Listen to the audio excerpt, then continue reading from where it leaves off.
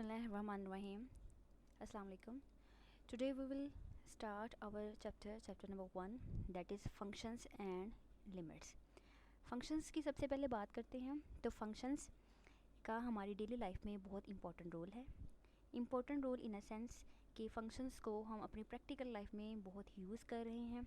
And second, इस chapter में से आपके शॉर्ट क्वेश्चन भी आएंगे और आपने लॉन्ग क्वेश्चन का एक पार्ट भी अटैम्प्ट करना है। इट मीन्स कि ये चैप्टर हमारी examination point of view and practical point of view दोनों के वाइज आपके इम्पॉर्टेंट है। सबसे पहले हम फंक्शंस का इंट्रोडक्शन पढ़ेंगे। फंक्शंस के introduction. Historically, the term function was first used by the German mathematician Leibniz in 1673 to denote the dependence of one quantity on another.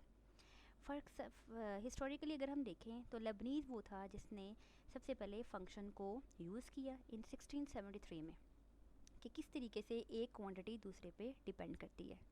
For example, the area A of a square of side x is given by the formula A is equal to x square. अगर आपके पास एक square है जिसकी side को हम x से denote कर रहे हैं, तो उस स्क्वायर का एरिया कैसे कैलकुलेट किया जाता है? A is equal to x square. यानी एरिया तब आता है जब आप उसकी साइड एक्स का क्या लेते हैं? स्क्वायर लेते हैं। तो एरिया किस पे डिपेंड कर रहा है? उसकी साइड के स्क्वायर पे डिपेंड कर रहा है। So we can say that as area depends on its side, so we say that area is a function of x. Area क्या है? फंक्शन ऑफ एक्स है।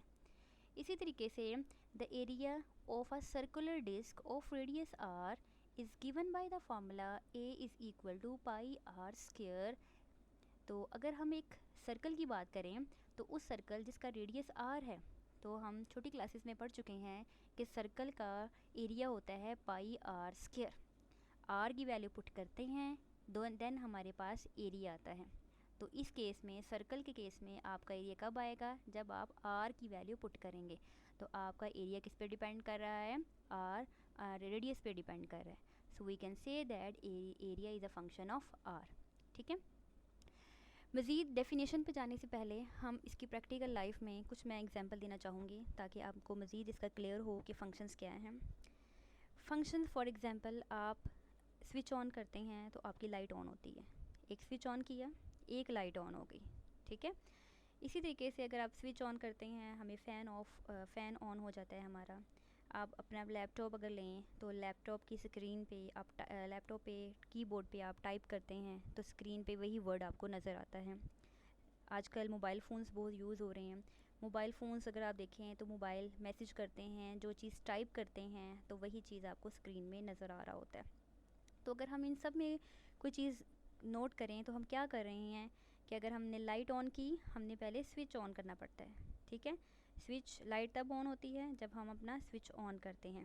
फ़ैन तब ऑन होता है जब हम अपना स्विच ऑन करते हैं। तो हमें क्या करना पड़ता है? हमें इनपुट देनी पड़ती है ताकि हमें आउटपुट मिल सके। यानी आप इनपुट देते हैं, स्विच आपकी इनपुट है, आप इनपुट देते हैं और आपकी लाइट ऑन हो जाती है, आपको आउटपुट मिल जाता है। ठीक है। इसी तरीके से अगर आप लैपटॉप ले रहे हैं, लैपटॉप पे पहले आपको लिखना पड़ता है, टाइप करना पड़ता है, देन आपको आउटपुट जो है वो आपको स्क्रीन पे नज़र आ रहा होता है। आपका मोबाइल फ़ोन, आपको पहले इनपुट देना पड़ता है, देन आपको आउटपुट आ रहा है। ठीक हो गया। तो हमारे जितने भी काम हैं उसके लिए हमें क्या करना पड़ता है? पहले ख़ुद से एफ़र्ट करनी पड़ती है, देन हमें उसका क्या मिलता है? आउटपुट आपको मिलता है। जैसे कि अगर हम देखें तो हम एक बीज बोते हैं और एक ही दरख्त आपका लगता है, तो हमें क्या करना पड़ता है? पहले इनपुट देनी पड़ती है, देन आपका आउटपुट आ रहा है। इसी तरीके से अगर हम अपनी घरेलू लाइफ में देखें तो हम क्या करते हैं? हमें ख़ुद काम करने के लिए भी क्या करना पड़ता है? हमें खाना खाना पड़ता है। ठीक है। तो आपको फूड आपकी इनपुट है, आप इनपुट देंगे देन आप अपना एक अच्छा आउटपुट आप दे सकेंगे, अच्छा काम कर सकेंगे। तो इसी तरीके से बहुत सी एग्जांपल्स हैं जो हम मज़ीद आगे डिस्कस करेंगे। लेकिन इन सब एग्जांपल्स की देने का मकसद ये है कि इन सब एग्जांपल में ये है कि हमें पहले इनपुट देनी पड़ती है, देन हमें आउटपुट मिलती है। ये हमारा फंक्शन है। ये हमारा क्या है? फंक्शन है। इसी को हम फंक्शन कहते हैं। अब मैथमेटिक्स वे में मैथमेटिकली फ़ंक्शन को कैसे डिफ़ाइन किया जाता है उसको हम डेफिनेशन करते हैं। मैथमेटिकल वे में फ़ंक्शन के लिए क्या है? हमारे पास a function f from a set x to a set y is a rule that assigns to each element x in x one and only one element small y in capital Y। अगर आप अपनी जो मैंने पहले ही simple wording में आपको discuss किया मैंने डिस्कस किया, अगर आप उसको नोट करें और इस डेफिनेशन को रिलेट करें तो बहुत इजी है। सिंपल वे में अगर हम देखें तो मैंने कहा था कि इनपुट देते हैं तो आउटपुट आती है। तो दो सेट आपके पास आते हैं, एक इनपुट का आता है और एक आउटपुट का आता है। तो यहाँ पे भी आपके पास दो सेट हैं, एक सेट आपका x है, ठीक है, एक सेट x है और एक सेट आपका y है। x आपका इनपुट का सेट है और y आपकी पॉसिबल तमाम आउटपुट्स हैं। तो फंक्शन क्या है? Function f from a set x to a set y is a rule. ये एक ऐसा रूल है that assigns to each element small x in capital X, जो कि x के तमाम एलिमेंट को असाइन करता है to one and only one element y in y। आपका एक ही आपको आउटपुट देता है। जैसे आपने स्विच ऑन किया तो आपका एक ही लाइट ऑन हो, स्विच ऑन किया एक ही फ़ैन ऑफ ऑन हो।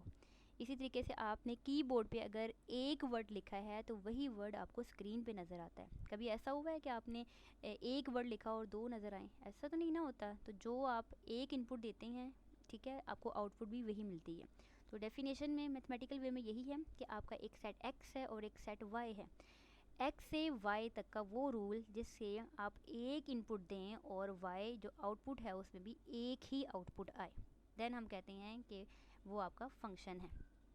इसके बाद if an element y of y is associated with an element x of x, यानी जो आपका इमेज आ रहा है, y आ रहा है, जो आउटपुट आ रहा है, is associated with an element x of x, then we write, इसको लिखते कैसे हैं, y is equal to f of x। इसको हम लिखते हैं y equal to f of x and read as y is equal to f of x, y is equal to f of x, ठीक है। Here f of x is called image of f at x, यानी जब हमने input दे दी then हमारे पास जो output आया है वो आपके पास क्या है, f ऑफ x आया है और उसको हम y के से डिनोट करते हैं।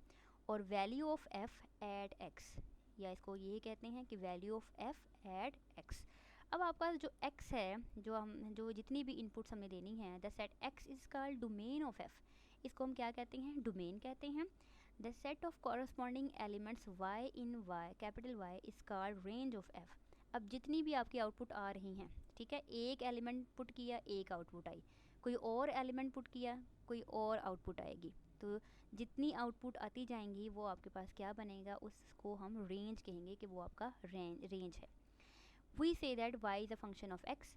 द सेट y, अब जो कैपिटल Y है, is called the codomain of f। इसको हम को डोमेन कहते हैं। यहाँ पे दो चीज़ें अंडरस्टैंड करने वाली हैं, एक तो आपके पास रेंज और एक आपके पास है को डोमेन।